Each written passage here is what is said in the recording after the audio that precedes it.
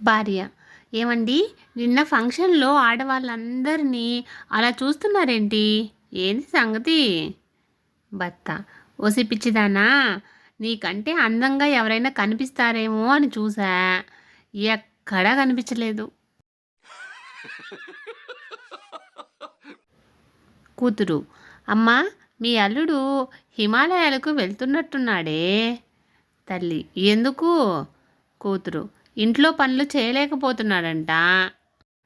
తల్లి: సర్లే నాయనా, వెళ్తే వెళ్ళావు కానీ అక్కడ మీ మామగారు ఉంటారు, అడిగానని చెప్పు.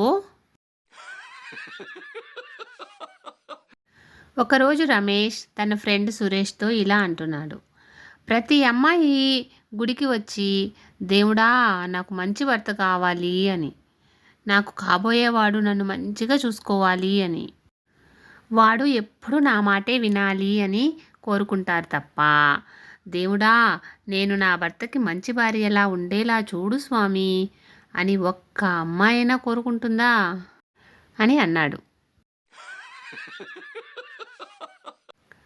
టీచర్: హరే ప్రశాంత్, హోంవర్క్ ఎందుకు చేయలేదు? ప్రశాంత్: నిన్న రాత్రి పుస్తకం తీసిన వెంటనే కరెంటు పోయింది టీచర్.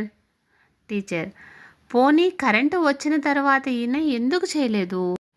ప్రశాంత్: మళ్ళీ పుస్తకం తీస్తే కరెంటు పోతుందనే భయంతో తీయలేదు టీచర్.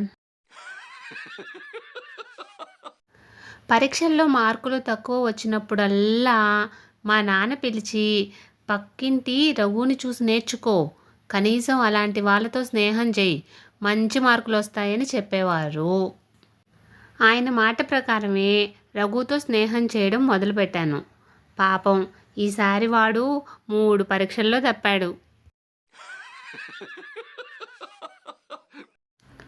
ఫ్రెండ్స్, ఇలాంటి మరిన్ని వీడియోస్ కోసం సన్ పాజిటివ్ థాట్స్ ఛానల్ను సబ్స్క్రైబ్ చేసుకొని సపోర్ట్ చేయండి. వీడియో నచ్చితే లైక్ చేసి షేర్ చేయండి.